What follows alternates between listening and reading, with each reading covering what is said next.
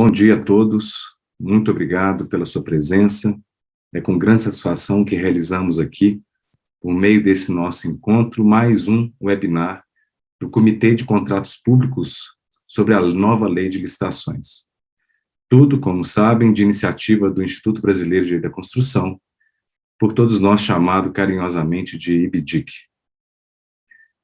Vale sempre lembrar que tal trabalho é fruto de apoio incondicional de nossos colegas da diretoria do IBDIC, aos quais agradeço na pessoa do presidente Vitor Madeira, e, como já mencionado também nos últimos encontros, ao longo de vários meses nós formamos um grupo muito ativo dentro do Comitê de Contratos Públicos, fundamentais para a consecução desse projeto. Eu agradeço a todos os membros do comitê, pelo excelente trabalho, aproveitando para instigar todos aqui presentes e demais membros do BDIC, a participarem do Comitê de Contratos Públicos. Bem, quanto ao tema de hoje, veremos os institutos do diálogo competitivo e PMI. Quanto a PMI, já temos boas noções frente às experiências provindas da lei das PPPs. Mas é totalmente inovador para contratos de obras públicas, por exemplo. Já o diálogo competitivo é de todo inovador no direito brasileiro, merecedor de muitos estudos para bem aplicá-lo. Sabemos que a inserção desse instituto jurídico adveio da experiência na Europa, inspirando nossos congressistas, como mencionado pelo senador Anastasia no primeiro webinar, a introduzi-lo na ordem jurídica brasileira.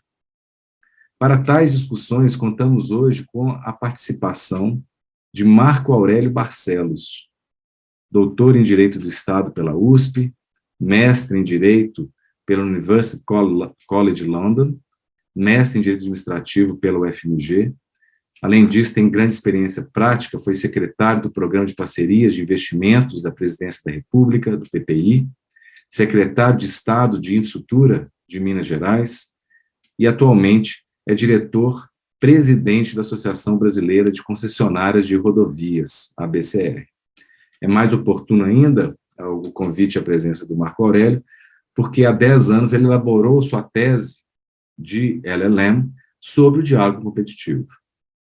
Temos a Gabriela Duque, advogada com mais de 15 anos de atuação junto ao setor de infraestrutura, pós-graduada em licitações, contratos administrativos e regularidade fiscal pela ESMAP, é mestranda em Direito Administrativo pela PUC de São Paulo e pesquisadora do Observatório do TCU da Fundação Getúlio Vargas, mais a Sociedade Brasileira de Direito Público.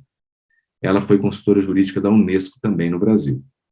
E, como todos aqui já tivemos a oportunidade de ter a participação em webinar anterior e também no nosso congresso, a Jéssica Helena, procuradora do Estado de São Paulo, atualmente em exercício na Procuradoria da Fazenda, junto ao Tribunal de Contas do Estado de São Paulo.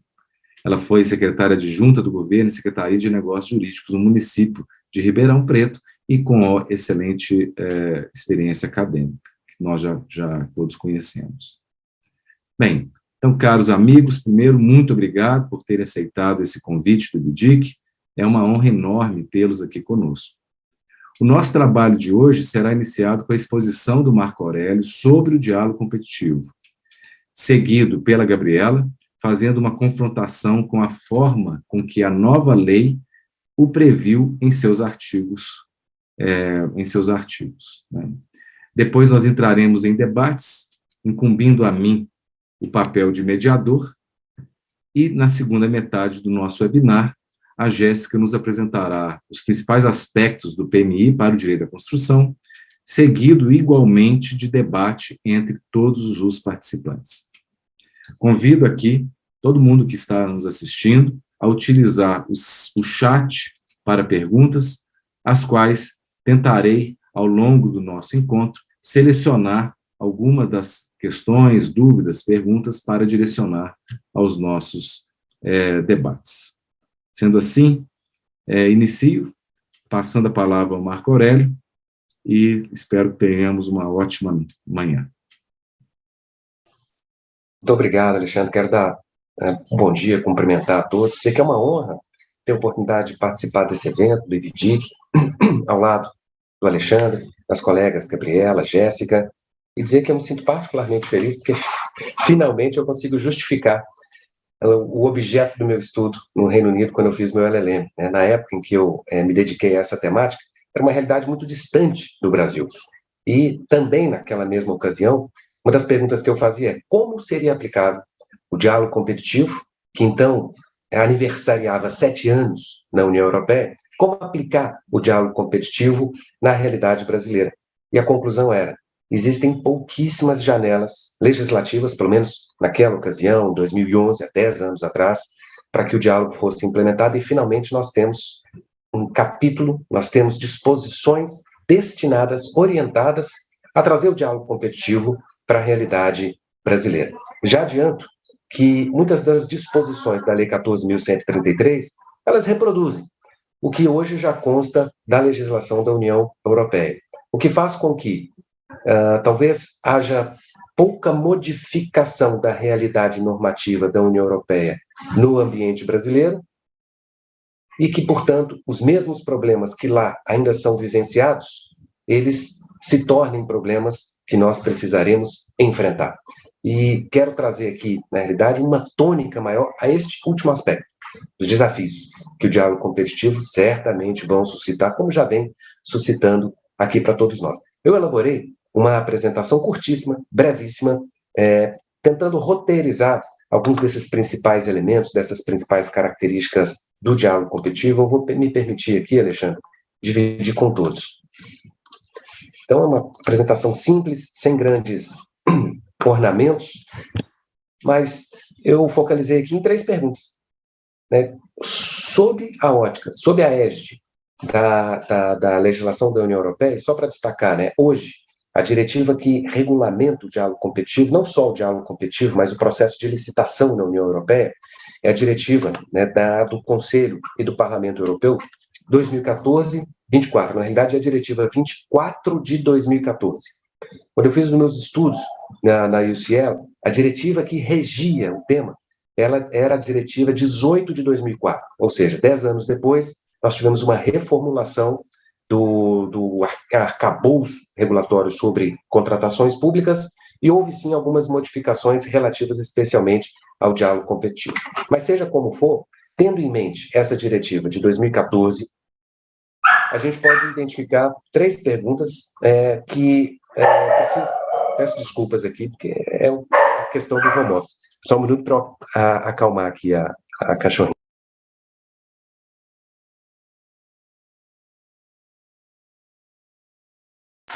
Pronto. Então, vamos lá. Eu dizia que o diálogo competitivo, ele comporta 3 perguntas que a gente vai enfrentar. A primeira delas é quando usar o diálogo competitivo, em vista da diretiva da União Europeia, e a resposta para isso é muito simples. A gente percebe que tanto na diretiva de 2004 quanto na diretiva de 2014, o pano de fundo, o objeto subjacente que inauguraria, que justificaria o diálogo competitivo é este: Particular Complex Projects, ou seja, projetos particularmente complexos. O problema é, o que são projetos particularmente complexos?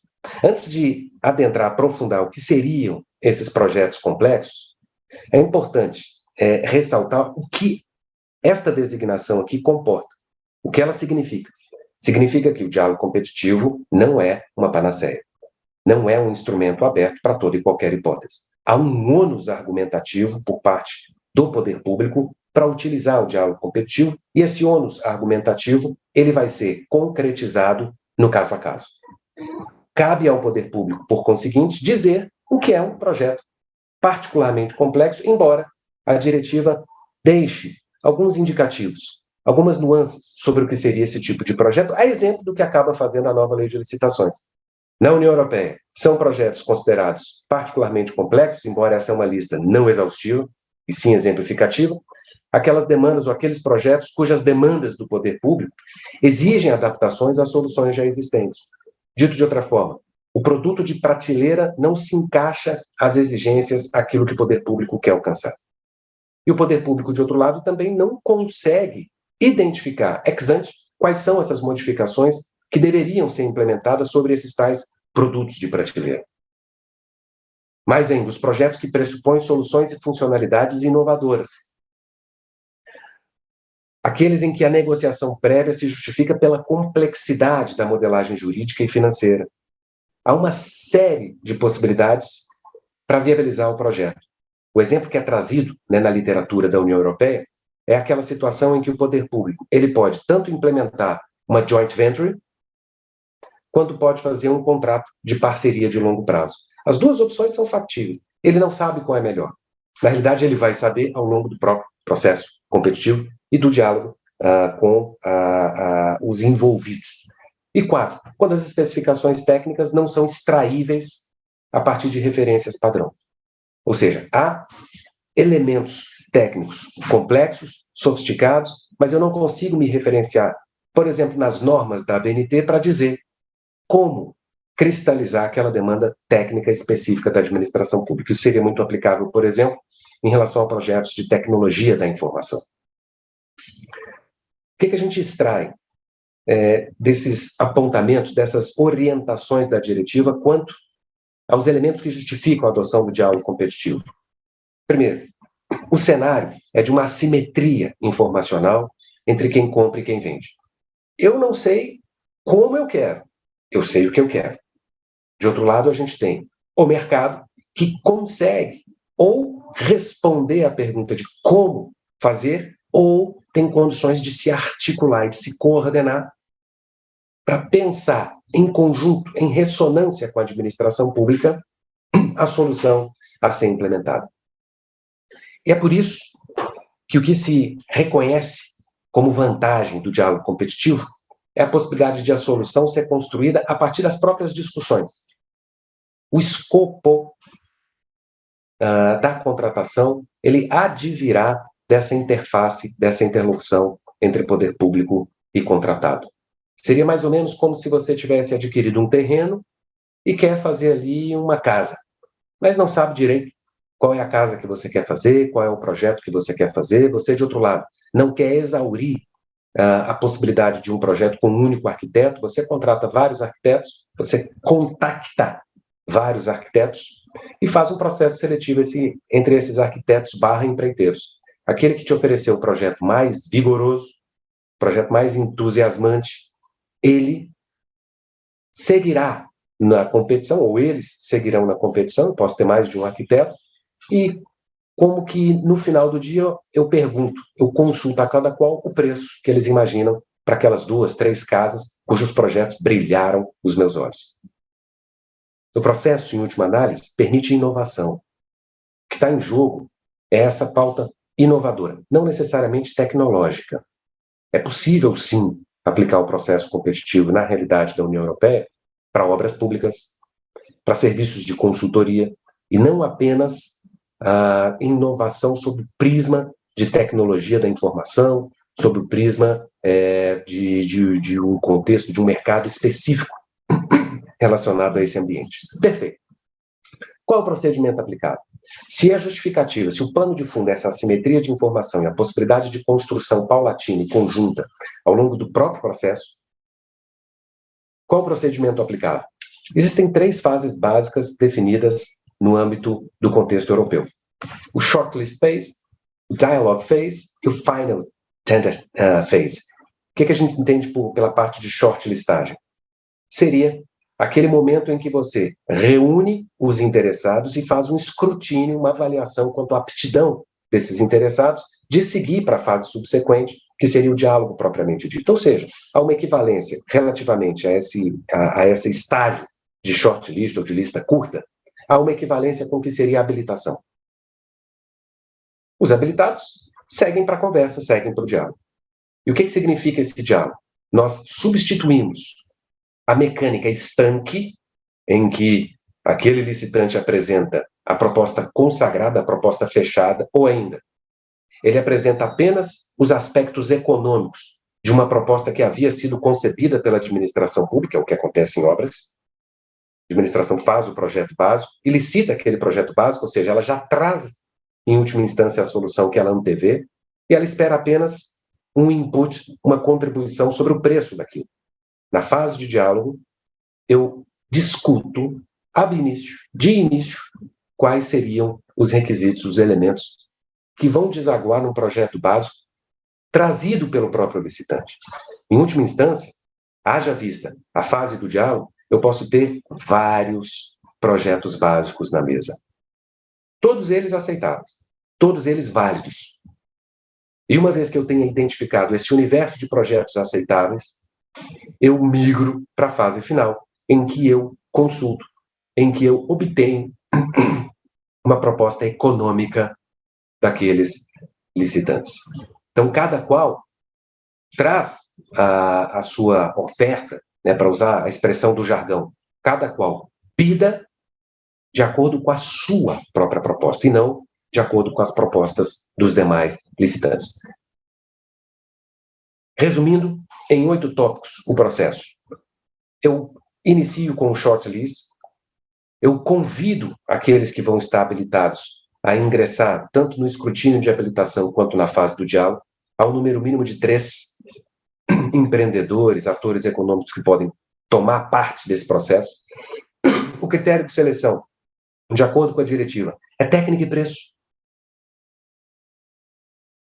Eu preciso, independentemente do processo, e por mais que eu conte com muita flexibilidade e muita discricionariedade, observar princípios da transparência e isonomia e como, não só observar, mas o mais difícil, como mostrar que observou o princípio da transparência e da isonomia num diálogo que é muito discricionário. Quais são as comunicações que você orienta para um licitante, quais são as comunicações que você traz para o respectivo concorrente? Porque, perceba, há uma dialogia, há uma dinamicidade na fase de negociação. E a gente vai falar isso no tópico 6. Pode ser que um dos aspectos, uma das provocações que você traga para um daqueles licitantes habilitados a dialogar, seja exatamente um input, uma proposta que você viu no diálogo realizado com outro licitante. É natural que seja assim, independentemente de a gente estar falando de má ou de boa fé. É natural. Pois bem, estamos ainda traçando os requisitos do processo. Dizia que começamos com o convite, critério, a técnica e preço, os princípios a serem observados, isonomia e transparência. Os requisitos precisam ser definidos no instrumento convocatório e não podem ser alterados. Esses requisitos não são suscetíveis de negociação, que são pelo menos aquelas balizas mínimas em que vai se dar a negociação, que não necessariamente significa que você vai conseguir extrair requisitos objetivos. Todos os aspectos, esse é um ponto interessante, todos os aspectos do futuro contrato podem ser dialogados. Preço, quantidade, qualidade, prazo, soluções metodológicas, fornecedores arregimentados. Não pode haver uso, essa regra contém também na nova lei de licitações, não pode haver uso de propostas, você mesclar propostas distintas, recebidas dos distintos dialogadores, dos distintos licitantes. É o que a turma chama de ban of cherry picking, porque, do contrário, você vai pegar o que há de melhor numa proposta, o que há de melhor numa outra proposta, e vai promover no diálogo como que um Frankenstein, como que uma harmonização dessas propostas. Por que existe essa regra? Explica a doutrina da União Europeia. Para evitar o desincentivo à inovação. Às vezes, um único licitante, ele tem uma proposta, uma solução que nenhum outro tem. E ele participa do diálogo exatamente porque ele vê a possibilidade de ganhar competitividade com essa solução que só ele tem. Se isso se torna público, se isso se torna ao alcance dos demais licitantes, qual incentivo você traz para esse espírito inovador dentro do processo do diálogo competitivo? É possível o fatiamento para funilar as propostas? Sob o ponto de vista prático, entendo que essa é uma solução muito adequada, muito inteligente. Então, os diálogos eles podem ocorrer ao longo de distintos estágios e com um número distinto de licitantes, de pessoas responsáveis pelo diálogo. E, finalmente, a proposta final, ela é obtida junto a um grupo delimitado de dialogadores, de licitantes, cujas soluções foram entendidas como satisfatórias depois deste processo de construção crescente. Até aqui, nenhuma novidade em relação ao que, grosso modo, a gente vê contemplado na nova lei de licitações. É dizer, o processo, ele está lastreado, sob o ponto de vista legal, numa norma quadro, pouco detalhada, e que traz muita discricionariedade para o poder público. E talvez é justamente nessa discricionariedade que a gente vê algumas críticas e os desafios para a implementação do processo competitivo. Essas críticas e desafios, elas dizem respeito à realidade da União Europeia. A doutrina, né, da região identifica pontos que ainda trazem algum desconforto ou que ainda provocam discussões subsequentes relativamente a este instituto. O alicerce da crítica está fundado na percepção de que, embora eu ganhe flexibilidade, aliás, a flexibilidade foi um dos argumentos para a inserção do diálogo competitivo na legislação europeia em 2004, isso consta dos enunciados da Diretiva 18 de 2004, precisamos trazer competitividade para os nossos processos.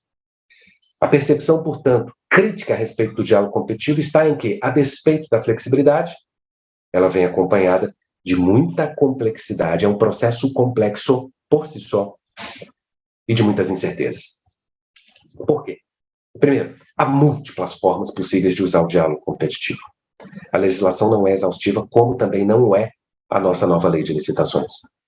E o que é pior, você precisa ter na União Europeia, aliás, você enfrenta na União Europeia uma realidade em que 28 Estados-membros, com seus distintos aparatos legais, jurídicos internos, vão materializar, cristalizar o diálogo competitivo, condicionando a implementação desse instituto à sua cultura jurídica, à sua cultura administrativa. Então, nós temos a possibilidade de ter, como de fato há na União Europeia, uma sopa de letrinhas em relação ao uso do diálogo competitivo. Será que este problema também não acometeria a realidade brasileira, sob o ponto de vista da federação? A gente teria um diálogo competitivo implementado pelo governo federal, um diálogo competitivo implementado pelos 27 estados da federação, e um diálogo competitivo, ou 5.500 diálogos competitivos implementados no plano municipal. A legislação europeia é vaga e ambígua, e a legislação nacional replica em alguma medida o que consta hoje da diretiva europeia. Já mencionava as abordagens distintas que dificultam a construção de um tronco, de uma linha uniforme de procedimentos. Os processos consomem tempo. Não se queira usar o diálogo competitivo para contornar a exigência de se elaborar um projeto básico para viabilizar a licitação de uma obra. Não faça isso, está errado. Não é esse o objeto. No intuito de, eu não vou gastar com a elaboração do projeto básico e ainda ganho tempo. Não. A possibilidade de você ter um prazo muito mais dilargado do que haveria num processo de licitação tradicional. E, finalmente, apontamentos da doutrina europeia. O diálogo competitivo pressupõe, requer agentes públicos muito qualificados. Preciso de uma capacitação que vai além de compreender o roteiro da lei, mas que envolve técnicas de negociação, mas que envolve conhecimento sobre o objeto que está sendo levado à licitação, levado ao diálogo competitivo. E, finalmente, não há jurisprudência consolidada dos tribunais comunitários. Portanto, uma das alternativas que a União Europeia, que os países da União Europeia adotam para enfrentar esse cenário ambíguo, esse cenário de fluidez legislativa, é o investimento em capacitação. Você tem estruturas hoje responsáveis por conduzir diálogos competitivos, e é melhor você concentrar essa capacitação nesses núcleos, nessas estruturas, em escritórios especiais para isso. E, finalmente, a elaboração de guidelines. Cada país cuida de elaborar o seu respectivo guideline, a sua respectiva orientação, o caderno de boas práticas, que, diga-se de passagem, faz parte da cultura no âmbito da União Europeia, que o pessoal chama de soft law. Esses guidelines não são regras, não são normas propriamente ditas, mas são indicativos de diretriz, um farol para guiar, para dar um mínimo de segurança e elucidar dúvidas que quem está à frente do diálogo competitivo acaba tendo de enfrentar. Eu desconfiaria, Alexandre, que, mais uma vez, para reforçar a afirmativa de que nós encontraremos na realidade brasileira desafios muito parecidos, para não dizer idênticos, ao que a União Europeia ainda enfrenta. Só para se ter uma ideia, nós temos países em distintos estágios de amadurecimento do diálogo competitivo, o Reino Unido se despontando, liderando na frente, com centenas de processos já implementados sob essa metodologia, e outros países os países nórdicos, com algumas poucas dezenas de projetos nessa mesma diretriz, nessa mesma orientação. A ver qual é a realidade, qual é o universo de implantação do diálogo na realidade brasileira. Excelente, Marco. Muito obrigado, excepcional a apresentação. Em razão do horário, já passo para a Gabriela, fazendo já uma pequena provocação, né?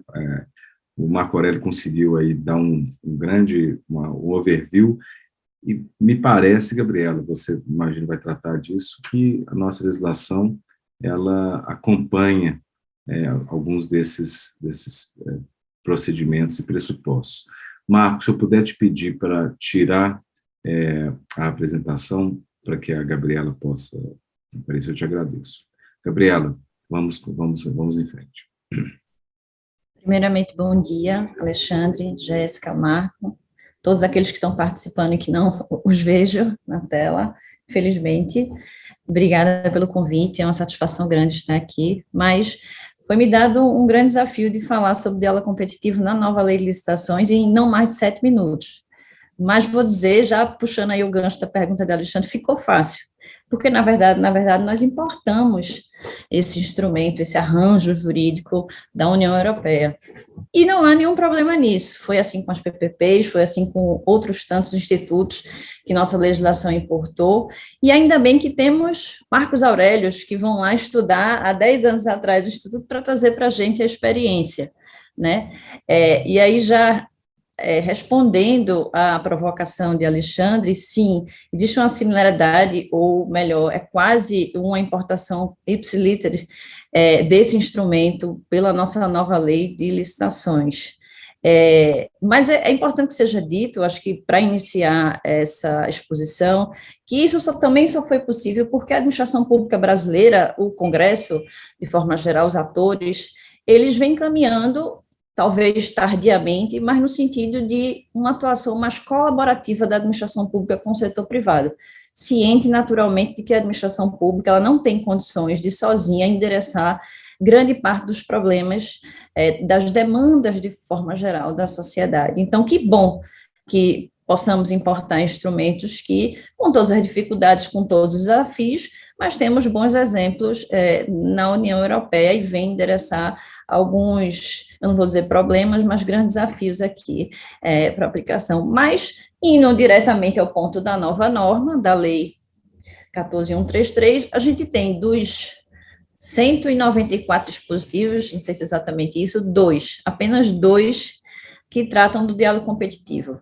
O artigo 6º, o seu inciso especificamente 42, salvo engano, que conceitua o que é o diálogo competitivo, e o artigo 32, que estabelece o âmbito de aplicação e pincela alguns pontos do procedimento, delegando para um regulamento o detalhamento melhor de como se dará o processamento desta nova modalidade de licitação. Então, o conceito já responde a algumas perguntas, né? Ele diz que o diálogo competitivo é uma modalidade de licitação para compras, obras e serviços, em que a administração pública dialogará com o setor privado, com licitantes, a fim de identificar os meios, as alternativas que melhor atendam às suas necessidades, para posteriormente submeter essa alternativa, esse meio identificada, a uma competição, né, comercial, digamos assim. Então, eu escutei no começo, quando se falava aqui, assim, já na discussão da nova lei, duas perguntas, né? Será que isso realmente pode ser utilizado para obras ou apenas para inovações tecnológicas? Marco, de certa forma, já antecipou sobre a perspectiva da União Europeia, mas sim, a lei responde essa pergunta: é possível utilizar para compras, obras e serviços. E a segunda é que isso é uma modalidade de licitação. Foi assim que o legislador brasileiro resolveu tratar esse novo instrumento. O artigo 32, por sua vez, ele trata do âmbito de aplicação e do procedimento em si, né, alguns pontos do procedimento, e é muito próximo, né, até porque, como eu disse, nós importamos esse instrumento com tudo aquilo que Marco já expôs, facilitando a minha vida aqui na exposição. Mas, em resumo, ele traz duas hipóteses, né, de aplicação do diálogo competitivo. Eram três, inicialmente. Uma foi vetada, na minha visão, acertadamente, até por era uma questão técnica, mas restaram, na nova lei, duas hipóteses. A primeira é nas situações em que o objeto a ser licitado, ele envolve uma inovação técnica ou tecnológica, não exista uma solução de prateleira, vamos chamar assim, para utilizar o mesmo termo utilizado por Marco, sem adaptação que atenda àquela necessidade. E a terceira condição é quando é impossível a administração pública especificar com precisão aquele objeto a ser licitado. A segunda hipótese, digamos, a gente tem uma situação mais aberta ainda. A gente está num ambiente em que a administração pública ela conhece a necessidade, mas ela não sabe ainda sequer qual é a alternativa, qual é o meio, qual é a solução que vai atender aquela necessidade. Então, assim, utilizando um exemplo um pouco esdrúxulo, mas quando a gente está tratando de norma, é bom, às vezes, esses exemplos esdrúxulos, porque a norma fica muito no abstrato.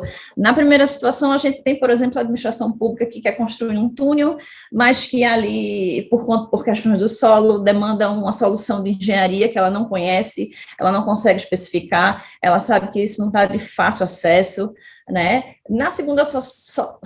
Na segunda hipótese, que foi trazida pela lei, a gente está numa situação em que a administração pública, por exemplo, ela sabe que precisa viabilizar o trânsito de pessoas e veículos de um canto da geografia para outro, só que ela não sabe se vai construir um túnel, uma ponte, um viaduto, ou vai construir uma ferrovia, seja o que for. Bem, é um exagero, mas ajuda um pouco a visualizar. Seguindo aqui no artigo 32, a lei trata do procedimento em si, ela pincela algumas poucas coisas, porque o procedimento, o detalhamento, provavelmente advirá no decreto que regulamentará, inclusive, o diálogo competitivo. Embora eu não tenha muita esperança, e nem eu acho que é possível, uma construção quase que um POP, né? Porque a administração pública, hoje, ela demanda, por N razões, ela não quer mais norma, ela quer procedimento operacional padrão, para dar o conforto e a segurança de caminhar sem que o Ministério Público, sem os órgãos de controle de forma geral, esteja depois puxando o CPF, como eles gostam de dizer, de alguém. E esse procedimento, na verdade, é muito próximo ao que Marco trouxe aqui, expôs. Eu dividiria ele em dois momentos, né? O primeiro momento é o momento do diálogo. A administração pública ela publicará um edital onde ela fará uma exposição de sua necessidade e estabelecerá já neste edital os critérios de pré-seleção dos licitantes. Né, e esses critérios precisam ser objetivos, isso está dito na norma. É um desafio grande, mas precisarão ser objetivos. Então, os interessados apresentarão uma manifestação, né, de interesse em participar desse diálogo e serão selecionados de acordo com esses critérios objetivos. E a administração iniciará o diálogo até que, através de uma decisão fundamentada, se entenda por satisfeita e identifique aquela solução, aquele escopo que atenda a sua necessidade. A partir daí, iniciará uma fase de competição que demandará a publicação de um novo edital, com prazos, inclusive, diferentes do edital original da pré-seleção, vamos chamar assim, para que se faça a disputa, né, de preço, de proposta, não é só de preço, naturalmente, mas das propostas em si, desses licitantes pré-selecionados que participarão dessa fase competitiva.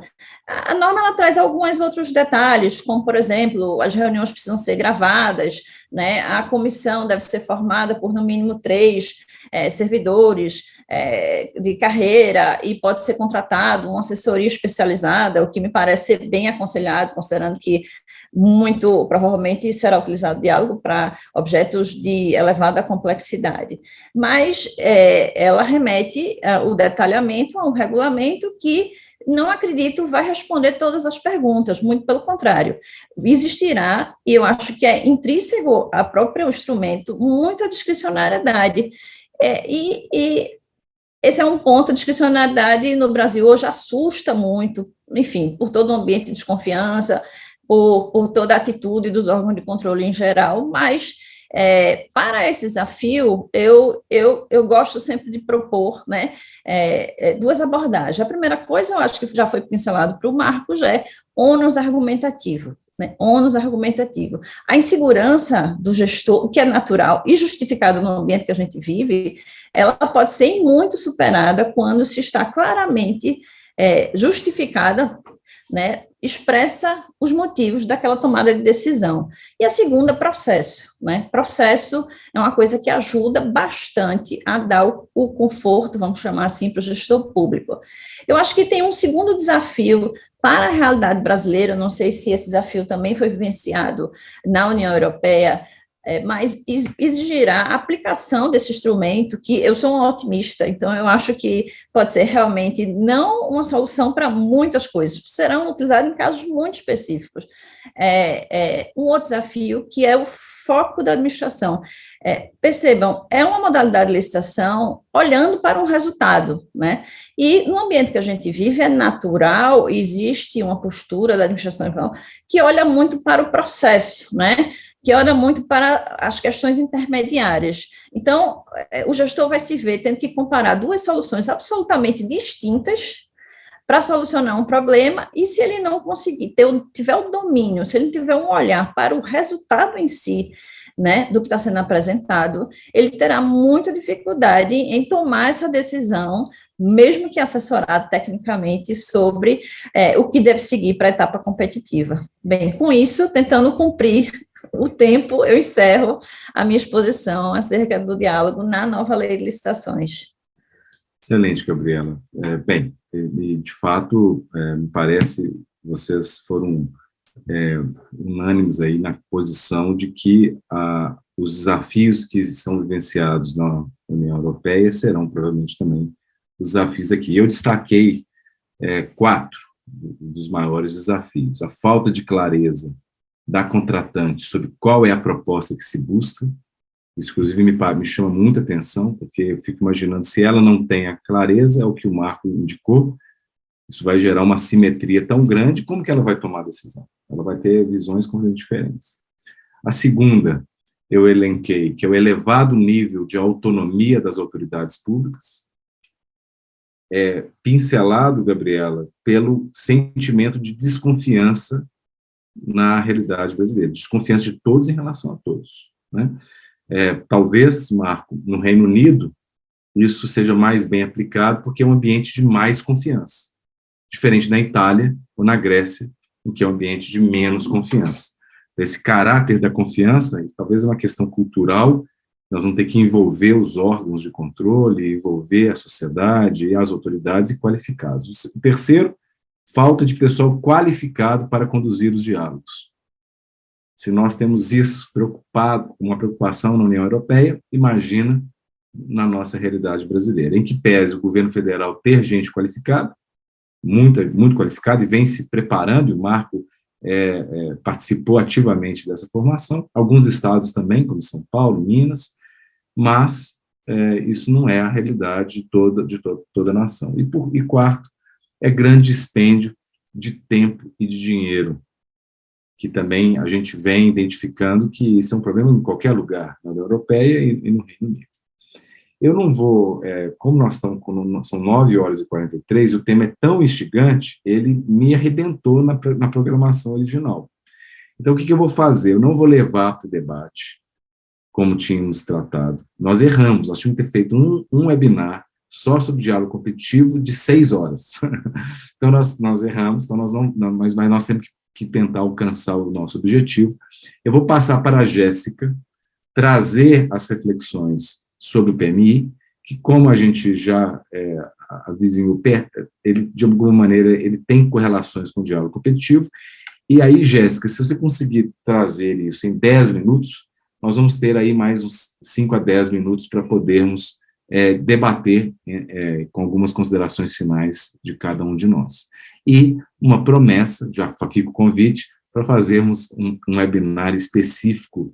A gente pode até planejar uma pauta interessante para mais à frente, inclusive nós teremos algumas experiências. O governo federal acabou de lançar o primeiro diálogo competitivo, o Ministério da Economia, para tentar adequar a eficiência energética dos prédios do Ministério. Então, nós vamos ter algumas experiências mais à frente, a gente deixa isso para o ano que vem, metade do ano, a gente volta com esse grupo para tratar de diálogo competitivo. Jéssica, vamos lá, PMI, o que você nos traz nessa reflexão com o diálogo competitivo e os desafios que teremos pela frente?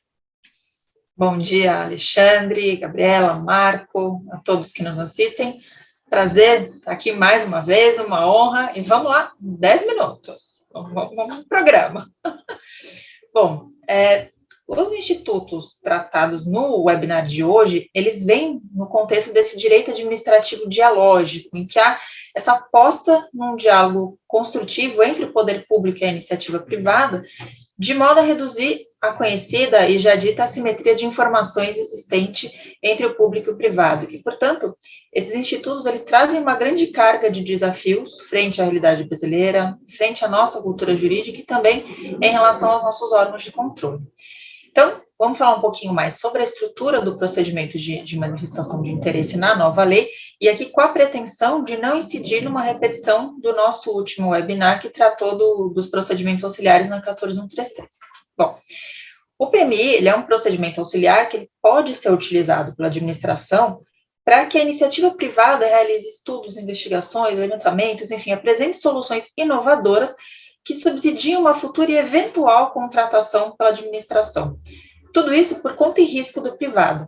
Então, lembrando que uma vez concluídos esses projetos, enfim, apresentado esse produto final, ele vai ficar à disposição dos interessados, cabendo ao vencedor dessa futura e eventual licitação ressarcir os dispêndios do parceiro privado. Então, como ponto de partida, até para que as ideias fiquem mais fluidas, é preciso apartar o diálogo competitivo do PMI. Então, nós podemos dizer que ambos possuem, de certa forma, um viés mais econômico e não tanto publicista, na medida em que eles trabalham mais com essa métrica de incentivos a partir da teoria de desenho de mercado. Então, através desses incentivos que são dados, a pretensão de que as partes, que elas adotem ações lícitas, almejando resultados eficientes, e com isso se vislumbra a redução do déficit de conhecimento do poder público e até mesmo, por que não, do de custo de transação. Então, o PMI, como disse, ele é um procedimento auxiliar de uma futura e eventual contratação. Então, a administração ela não precisa licitar essa solução que foi alcançada através do PMI. E nessa linha vem o artigo 81 da nova lei de licitações, na mesma linha que a Gabriela falou, enfim, a lei ela é bastante extensa, mas é com um artigo para o PMI, e ela dispõe que a realização desses estudos, dessas investigações, levantamentos, projetos pela iniciativa privada, em decorrência do procedimento de manifestação de interesse, não obriga o poder público a realizar a futura licitação e não implica, por si só, em direito a ressarcimento dos valores envolvidos na sua confecção. Então, para bem distinguir PMI de diálogo, é preciso destacar que o diálogo, em contrapartida, e como foi dito, ele é uma nova, para o direito brasileiro, né, uma nova modalidade de licitação, e, portanto, ele se refere a um certame em curso.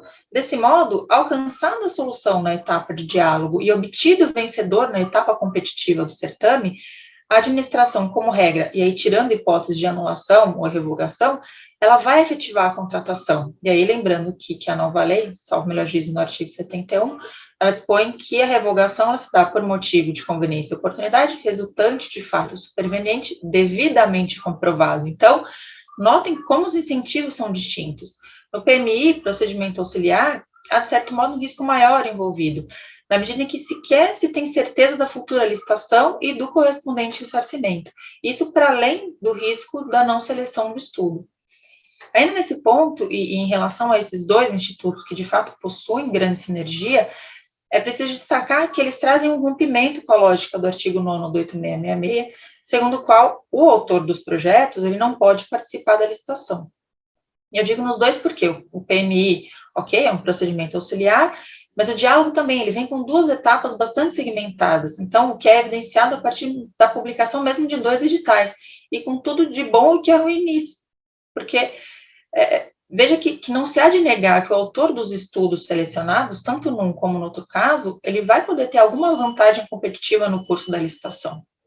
Então, nos termos do 81, a lei traz a possibilidade de o autor desses estudos realizados no bojo do PMI, de ele participar da futura licitação, sem que ele tenha preferência nesse certame. Enquanto no diálogo competitivo, na licitação em curso que adotou essa modalidade, após o final da fase dialógica, da fixação da solução que melhor atenderá aos interesses da administração, a fase competitiva vai ser restrita aos pré-selecionados. Então, veja novamente como fica evidenciada essa lógica de incentivos adotada pela 14133. Agora, seguindo com foco na estrutura do PMI e na nova lei, em linhas gerais, acho que ela reflete sucintamente a regulamentação, então, vigente em âmbito federal, com o decreto 8428 de 15, e um pouco da experiência que o Brasil já adquiriu com esse instituto, uma vez que essa, como você mesmo falou, a possibilidade de contribuição da iniciativa privada para desenvolvimento, apresentação de estudos, projetos, enfim, de soluções em temas complexos, sobretudo em contratos de parcerias com o poder público, ele tem sua origem seguindo uma tendência de vários países parceiros da OCDE em 95, no artigo 21 da 8987, no 31 da 9074, depois caminha para as PPPs, lei das estatais, enfim. E a partir daí, é importante que nós observemos que até então a aplicação desse instrumento era preponderantemente voltada a parcerias de longo prazo. Então, lê-se concessões PPPs. Agora, num avanço considerável, o PMI vem previsto em legislação nacional com o âmbito de aplicação, que é o da nova lei de licitações, e aduzindo a questões de relevância pública, soluções inovadoras, daí, por exemplo, a possibilidade de restringi-lo para startups, com a ressalva aí de que o conceito de startup da 14133, ele é um conceito próprio, diferente do artigo 4º do Marco Legal das Startups. Então, também o PMI vai ser objeto de regulamentação, regulamento esse que vai detalhar o procedimento e certamente trará os critérios claros e objetivos também que regerão a sua aplicação, mas mesmo sabendo dessa futura regulamentação do procedimento, a estrutura básica do PMI é dada pela 14133 e o cerne da atenção do texto normativo é voltado à transparência e imparcialidade no âmbito desse procedimento auxiliar que tem uma maior e relevante interface com o privado. Então, primeiro nós temos a obrigatoriedade de um edital de chamamento público para iniciar o procedimento, então no bojo do qual deverão constar os requisitos mínimos de delimitação do escopo desses estudos, enfim, as diretrizes, prazos, regras para ressarcimento, para avaliação e aceitação do resultado, e aqui, tal como nessa seleção da solução dada no diálogo, né? Veja a dificuldade. Então, você veja que o parágrafo 3º do 81, ele diz que a administração tem de elaborar um parecer fundamentado, demonstrando que esse produto final elaborado pelo privado é adequado, é suficiente, que a metodologia proposta propicia maior economia e vantagem entre as demais possíveis, que, como nós sabemos, e como já dito, é um desafio bastante importante diante da elevada simetria de informação, diante das naturais dificuldades do poder público, sobretudo no ambiente que ele não conhece a fundo todas as soluções propostas, né? Enfim. E aqui, já caminhando para o final, para reforçar os principais aspectos, acho que vale trazer a previsão do decreto 8428, que, conquanto não se destine a 14133, bem reflete essa linha, né? E ele, de maneira detalhada, como se espera de uma norma regulamentar, por óbvio, ele estabelece que o produto eventualmente selecionado, ele não vincula a administração, em que vai caber a seus órgãos técnicos, órgãos jurídicos, enfim, avaliar, opinar sobre a legalidade, a consistência, a suficiência desses estudos.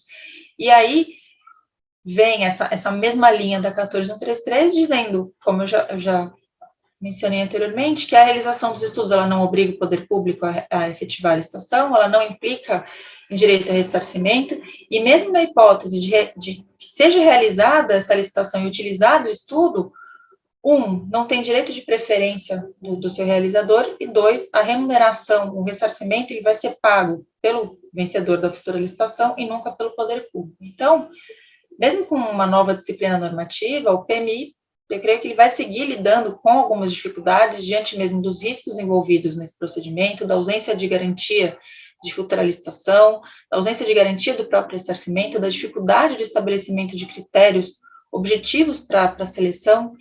Então, considerando os nossos temas de hoje, é possível descortinar alguns desafios para a administração na elaboração dos seus editais e também para os órgãos de controle lidarem com esses institutos que trazem um maior grau de discricionariedade da administração, que trazem uma maior e inegável proximidade da administração com o privado, que trazem uma possível atenuação da isonomia em eventual futura competição, considerando a potencial vantagem competitiva do autor do projeto. Do ponto de vista da confecção dos editais, A administração precisa zelar para que essas estruturas não se transmutem em vantagens questionáveis, considerando a nossa disciplina legal, que estabelece uma futura licitação ou uma futura fase competitiva. E vejam também a repercussão para os órgãos de controle, a necessidade de se fixar quais seriam os limites horizontais e verticais no âmbito do escrutínio dos editais e também dos próprios procedimentos. Enfim, para não me alongar mais, eu acho que é o que eu tinha a dizer, agradecendo muitíssimo a atenção de vocês. Obrigado, Jéssica. E você tocou num ponto que remete a uma pergunta que o Leonardo Cunha de Souza fez, e que eu vou endereçar ao Marco Aurélio, porque ele já participou tanto na iniciativa privada quanto no setor público, e vai ter uma sensibilidade boa nessa resposta. A pergunta é: em projetos que se enquadram claramente na categoria de maior complexidade, ele deu um exemplo, megaprojetos, né? A administração, Marco, ela teria um ônus argumentativo invertido para justificar a não adoção da modalidade de diálogo competitivo, ou seja, fica também difícil para o administrador público não adotar o diálogo competitivo em projetos complexos, preferindo, por exemplo, as estruturas corriqueiras, já que ele tem essa oportunidade desse instituto jurídico que daria a ele, eventualmente, uma condição melhor de contratação? Alexandre, eu acho a provocação do Leonardo inteligentíssima. Ela não faz parte da nossa cultura. Na verdade, você tem o ônus de buscar o inovador, o ônus de buscar uma medida, um instrumento arrojado. Eu acho que a administração ela tem que ser submetida ao exercício de inteligência em relação à eleição de todos os instrumentos, de todas as medidas que estão ao alcance. Eu confesso, né, eu não tinha me atentado para essa possibilidade, né, para essa inversão lógica, e acho que se nós adotássemos essa perspectiva, certamente a gente teria um dinamismo muito maior no processo de contratação da administração pública, não só pelo diálogo competitivo, mas por todas as outras formas. A Jéssica, a Gabriela já colocavam muito bem.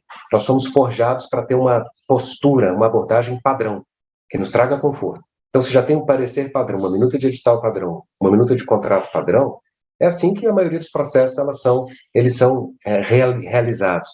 Então, eu vejo com muito bons olhos, Leonardo, e eu vou já confidenciar que eu vou tomar para mim essa sua provocação, vou observar sempre a referência do autor, mas passarei a divulgar isso em outros eventos que eu estiver. A administração pública ela tem o ônus argumentativo de usar e de não usar.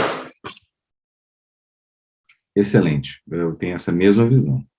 Ela vai ter que se justificar, né, para cada escolha que ela tomar.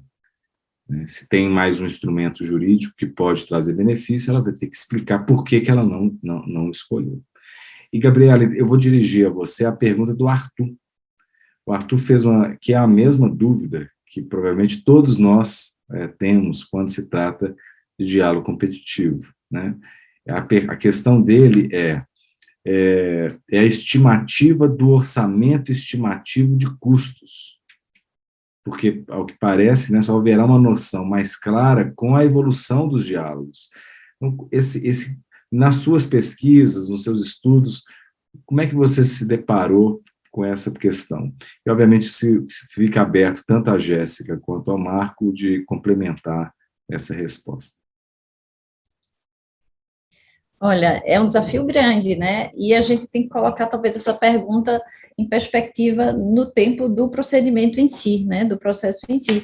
Porque, de fato, quando a administração pública, ela lançar, vamos chamar assim, o desafio, né? Lançar a sua necessidade, justamente porque ela não sabe como ela vai supri-la, ela não vai ter como ter um orçamento, ou um orçamento exato para aquele projeto que já vai, na verdade, estar sendo licitado, né? Porque, repito, eu disse lá atrás, é uma modalidade de licitação, então, quando eu começo o diálogo competitivo, eu já estou em licitação, né? Então, vou até devolver essa bola para a Jéssica, que a procuradora está ali do lado do Tribunal de Contas, para ver se ela já escutou alguma coisa ali. Mas eu imagino, Alexandre, que se tenha efetivamente uma ideia, uma noção, uma estimativa, que vai ser muito, vou dizer, imprecisa, não tem como outra forma de ser, e que isso, quando for lançada a fase competitiva, isso vai amadurecendo junto com os estudos e o projeto em si. Quando ela entrar na fase competitiva, ela vai ter já uma melhor noção e vai poder, inclusive, fazer suas comparações, a adoção das suas planilhas de referências, tabelas de referências, assim, tudo como os órgãos de controle gostam, digamos assim. Muito bom. Muito bom. Alguém quer complementar algum ponto? Não. Então, já me encaminhando aqui para o final, para a gente tentar ser aderente ao horário, né?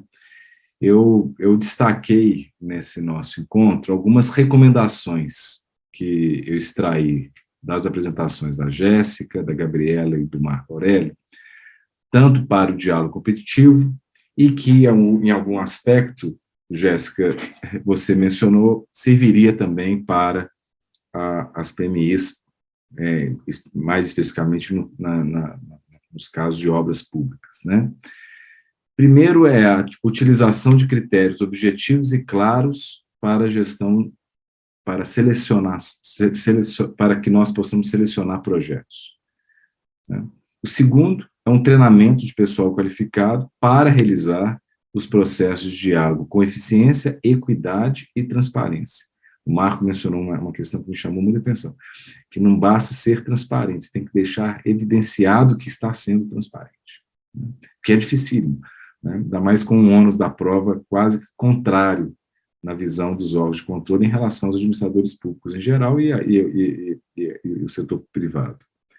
Terceiro, eu colocaria o investimento de recursos financeiros e temporal, que precisará de ter para a aplicação desse instituto. E, por fim, é uma questão que foi meio en passant, não foi salientada, mas que seria uma redução do número de participantes. Eu fiquei imaginando o seguinte: se eu faço diálogo competitivo com 10, isso não vai terminar nunca, né? Então, talvez delimitar o número de participantes para o diálogo competitivo. E aí, eu já realmente caminhando para o encerramento, eu devolvo a palavra a cada um, pedindo aí 1 minuto, no máximo, de consideração sobre esses 4 pontos que eu trouxe de provocação como recomendações que a gente pode auxiliando a sociedade e o setor público para a adoção do diálogo competitivo. Começando, por favor, com o Marco. Alexandre, chegou a hora. Se a gente quer importar, não importar cegamente por importar, por ser subserviente, colonialesco, ninguém está falando isso. Se a gente quiser embarcar novas tecnologias, em termos de licitação, contratação, em termos de gestão pública, chegou a hora de a gente mudar o paradigma da desconfiança a priori para o paradigma da confiança a priori. Se isso não for inserido na nossa cultura jurídica, administrativa, esquece. O diálogo competitivo e outras inovações que a gente vê, ou elas vão caminhar a passos de tartaruga até a sua efetiva concretização, vai haver, né, um tour de force intergeracional para que isso se torne realidade, ou eles vão virar excelentes produtos para manuais, excelentes produtos para páginas de artigos que não vão trazer os benefícios esperados desses institutos. Então, eu acredito que chegou o momento da gente fazer essa mudança. Sem essa mudança, há um cenário muito profícuo para frustrações. Muito obrigado. Gabriela, por favor. Bem, são 4 aspectos, mas não vou repetir o que Marco, vou complementar, então, porque eu concordo 100% com o Marco, né, assim, o ambiente que talvez a gente vive hoje seja muito difícil a gente pensar num instrumento como o diálogo competitivo e até as próprias PMIs, a gente vivenciou todas as dificuldades que estão baseadas, e isso agregando a assimetria de informações latente que existe entre a administração pública e o setor privado. Isso não é um problema, isso é para ser assim, a administração pública não precisa e nem deve conhecer todos os tipos de contratações e tecnologias, não é o papel dela. Então, essa simetria de informação, ela também não pode ser compreendida como um abismo que impossibilite a utilização de um instrumento como esse. É como o Marco falou, tem que existir um ambiente dialógico, né, de confiança, que permita que 2 atores que integram a sociedade de forma geral, eles consigam dialogar né, sem desconfianças, e chegar a um resultado que seja bom para ambos, né, porque também não pode existir aquela visão de que o que é bom para a administração não é bom para o privado que é uma coisa que é diferente da administração. Na verdade, tudo parte do princípio de que o setor privado, ele quer obter lucro, claro, e está certo ele, ninguém está ali, ninguém é franciscano, ele está ali com o propósito de obter lucro, mas isso não quer dizer que ele não seja capaz, apto, adequado, para, em conjunto com a administração pública, chegar a uma solução que seja bom para a sociedade como um todo. Se a gente não mudar esse mindset, realmente vai ficar muito difícil utilizar um instrumento como esse. Mas eu tenho esperança, eu sou um otimista por natureza. Que bom, Gabriela, que bom, eu também. Jéssica. Bom, vamos lá, complementando. De fato, eu acho que isso, nós vivemos num ambiente que é um ambiente ainda de desconfiança.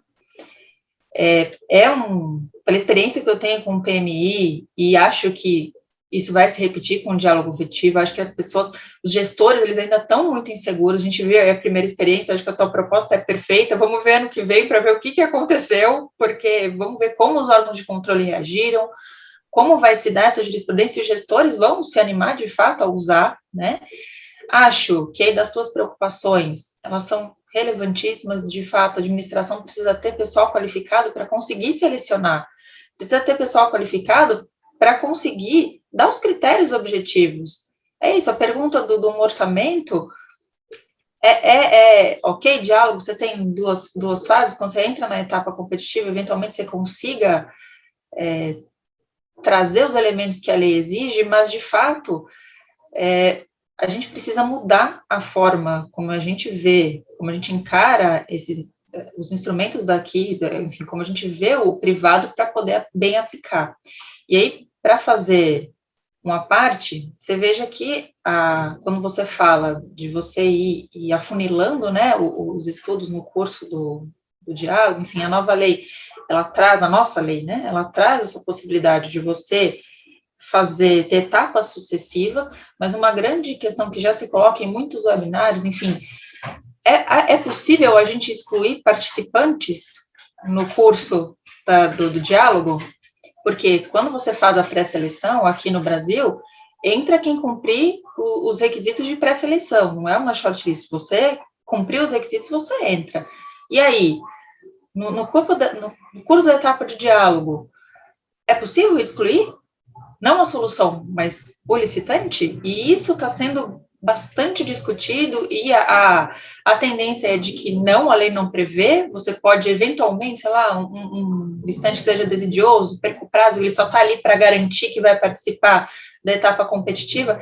Então, veja, nós já iniciamos com algumas diferenças, nós já iniciamos o nosso ponto zero já está um pouquinho diferente, e nessa linha, vamos no critérios objetivos, todos podem participar, não posso excluir ninguém. Então, de fato, é uma perspectiva bastante desafiadora para o Brasil. Que bom. Isso remete me tranquiliza, que durante esse encontro nosso, me surgiram centenas de perguntas, né? E imagino que todos aqui presentes estão participando, todos nós temos muitas perguntas, né, do que acontecerá. Não obstante as perguntas, talvez por isso mesmo, delas terem surgido, esse foi um dos melhores webinars que nós realizamos. Eu agradeço enormemente a presença, o tempo do Marco Aurélio, da Gabriela e da Jéssica. E também, obviamente, todos aqui que participaram. Nós faremos o nosso próximo webinar, o 5º webinar, no mês que vem. Nós anunciaremos em breve a data, e o tema do próximo webinar será novos critérios de julgamento para contratações públicas, que são o maior retorno econômico e o contrato de eficiência. Duas grandes inovações. Eu vou até refletir se não seria oportuno, eventualmente, separá-los também. Muito obrigado, fiquem com Deus e boa semana a todos.